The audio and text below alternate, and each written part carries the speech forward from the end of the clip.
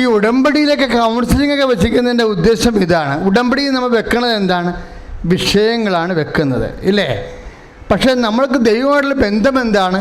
വിഷയബന്ധം അല്ല, പിന്നെ എന്താണ്? വ്യക്തിബന്ധമാണ്. ഈ വ്യക്തിബന്ധം വളരണത് പ്രാർത്ഥന കേട്ടല്ല വളരണത്. കേൾക്കാത്ത പ്രാർത്ഥനയ്ക്ക് നിൻ്റെ നിലപാടനുസരിച്ചാണ് ഇൻറ്റിമസി കൂടുകയും കുറയുകയും ചെയ്യണത്. കേൾക്കാത്ത ചില പ്രാർത്ഥനയില്ലേ, അത് കേൾക്കാതിരുന്നിട്ടെങ്കിലും നീയും ദൈവവും തമ്മിലുള്ള ബന്ധത്തിന് അതുവഴി മുമ്പത്തേക്കാൾ വിശ്വാസമോ പ്രത്യാശയോ ദൈവസ്നേഹമോ കൂടിയിട്ടുണ്ടെങ്കിലേ ബന്ധം ദൈവത്തിരുസന്നിധിയിൽ കൂടും. അതാണ് കാനംകാരി പറയണത്. കർത്താവേ, അത് ശരിയാ, ഞാൻ പട്ടിയാണ്. കാര്യം ഈ പ്രാർത്ഥനയുടെ യാത്രയിലെ അപമാനങ്ങളും ഉണ്ടാവും. പക്ഷെ ഇന്നലെ രാത്രി ഞാനൊരാളെ ഒരു വടകരയിൽ നിന്നുള്ള ഒരു മോളെ ഭർത്താവും ഭാര്യയും കൂടി അവരോട് ഉടമ്പടി 3 പ്രാവശ്യം പുതുക്ക് ഇന്നലെ കാണാമെന്ന് പറഞ്ഞാൽ. പക്ഷേ എനിക്ക് ഇന്നലെ മീറ്റിങ്ങൊക്കെ കാരണം അധികം കാണൽ നടന്നില്ല. അവർ പോകാതെ അവിടെ നിന്ന കാരണം ഞാൻ രാത്രി അവരെ വിളിച്ചു, സംസാരിച്ചു. അപ്പോൾ അവർ എന്നോട് പറഞ്ഞു 10 കൊല്ലമായി മക്കളില്ല, ഇപ്പം അപമാനമായി നാട്ടുകാരുടെ മുമ്പിൽ.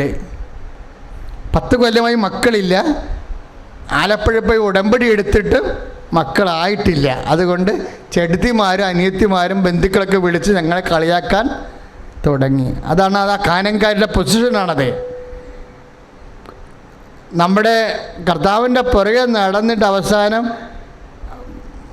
പട്ടി എന്ന രീതിയിൽ ആ കാനംകാരിയെ വിളിക്കണില്ലേ, മക്കളുടെ അപ്പമെടുത്ത പട്ടികൾക്ക്. അപ്പോൾ അപമാനിക്കപ്പെട്ടു അല്ലേ?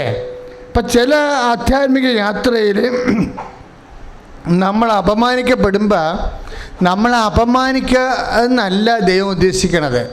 എന്താ ചെയ്തിരിക്കണത്? ദൈവം മരുഭൂമിയിലൂടെ മനുഷ്യനെ വിടണത് എന്തിനാ? എളിമപ്പെടുത്താൻ വേണ്ടിയാണ്. അതാണ് നിയമാവർത്തനം 8:3. ഞാൻ നിങ്ങളെ മരുഭൂമിയിലെ വിട്ടത് തണലില്ലാത്ത, വെള്ളമില്ലാത്ത, സന്ധിപ്പില്ലാത്ത അനുഭവങ്ങളിലൂടെ വിടുകയാണ്. അതാണ് നിയമാവർത്തനം 8:3. ഞാൻ നിങ്ങളെ മരുഭൂമിയിലൂടെ വിട്ടത് എന്തിനാണ്? നിങ്ങളെ എളിമപ്പെടുത്താൻ. പട്ടിയെന്ന് വിളിച്ചത് എന്തിനാ? എളിമപ്പെടുത്താനാണ്. അപ്പം എന്ത് ചെയ്യണം? അക്സെപ്റ്റ് ചെയ്യണം. നമ്മൾ അക്സെപ്റ്റ് ചെയ്യാതിരിക്കുമ്പോഴാണ് ഞാൻ പോയിട്ട് ശരിയായില്ല, ഉടനെ ഞാൻ പ്രാർത്ഥന നിർത്തും, ഉപവാസം നിർത്തും, പിന്നെ പഴയ സ്വഭാവം തുടങ്ങും. പഴയ സ്വഭാവത്തിൽ ആൾക്കാരുടെ കഴുത്തേക്ക് കയറുക, ദാർഢ്യം കാണിക്കുക, ദേഷ്യപ്പെടുക, ക്ഷമിക്കാതിരിക്കുക, ഒന്നിനും താല്പര്യമില്ലാതിരിക്കുക, ഇങ്ങനെ പഴയ സ്വഭാവം തുടങ്ങും. അപ്പോഴേ യഥാർത്ഥത്തിൽ നിൻ്റെ സ്വഭാവം എന്താണെന്ന് വെച്ചാൽ തൽക്കാലം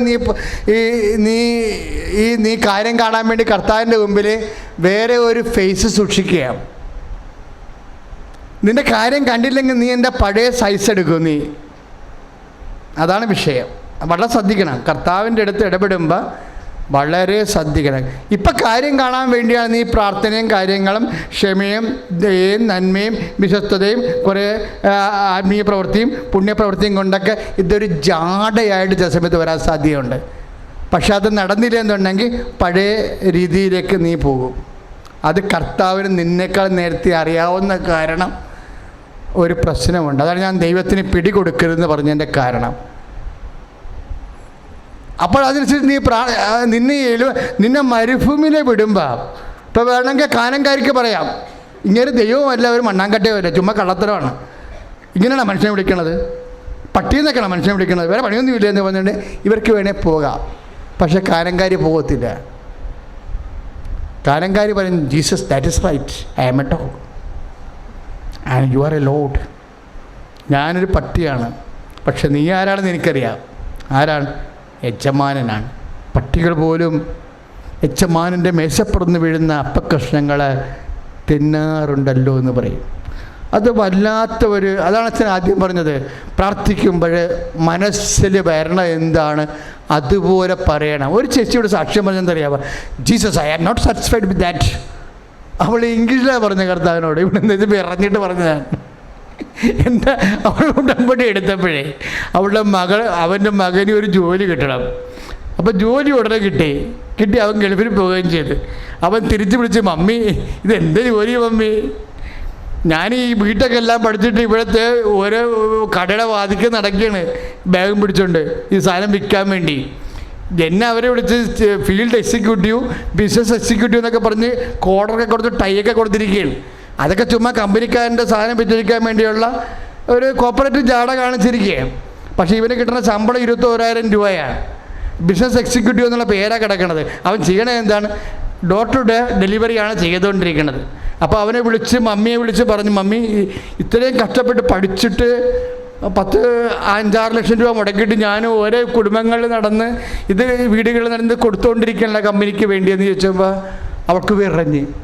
ഇവിടെ വന്ന് അൾത്താറെന്ന് നോക്കി ഞാൻ പറഞ്ഞു, Jesus I am not satisfied with that. സങ്കടം കൊണ്ട് പറഞ്ഞതാണ്, Jesus I am not satisfied with that.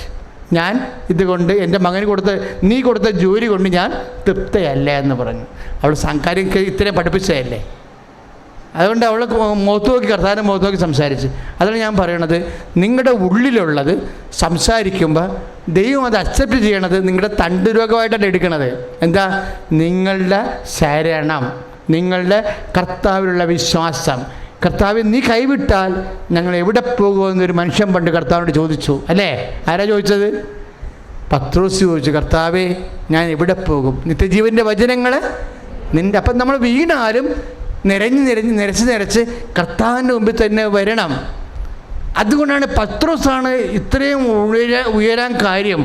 ആ മനുഷ്യന് ഭയങ്കര ദൈവിക വെളിപാടായിരുന്നു. അയാൾ എപ്പോഴും പറയുമായിരുന്നു, എന്തെല്ലാം കർത്താവിനുണ്ടായാലും ഞാൻ പോകത്തില്ല ഒരിടത്തും.